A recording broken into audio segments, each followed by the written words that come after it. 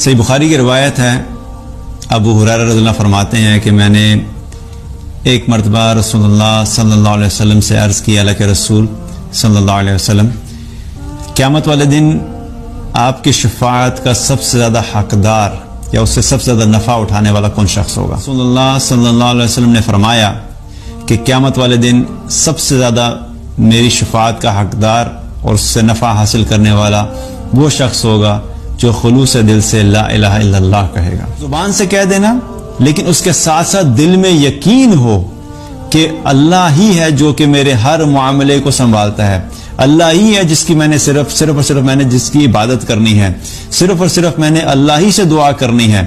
جب بھی کوئی مشکل آئے گی میں نے اللہ کی طرف متوجہ ہونا ہے۔ اگر مجھے رزق میں تنگی محسوس ہو رہی ہے تو میں نے رزق کی کشادگی کے لیے اللہ سے دعا کرنی ہے۔ اگر بیماری آئی ہے تو میری بیماری کو دور کرنے والا اللہ ہے۔ اگر کوئی مصیبت آئی ہے تو مصیبت کو دور کرنے والا اللہ ہے۔ اگر اولاد چاہیے تو اولاد بھی اللہ سے مانگنی ہے۔ اگر مجھے دنیا میں کامیابی چاہیے تو وہ بھی اللہ سے مانگنی ہے۔ ہر چیز میں، ہر عمل میں انسان کے دل میں یہ احساس ہونا چاہیے کہ اللہ کے سوا کوئی اور معبود نہیں، میں اپنی زندگی کے ہر معاملے کے لیے اللہ پہ ڈیپینڈنٹ ہوں۔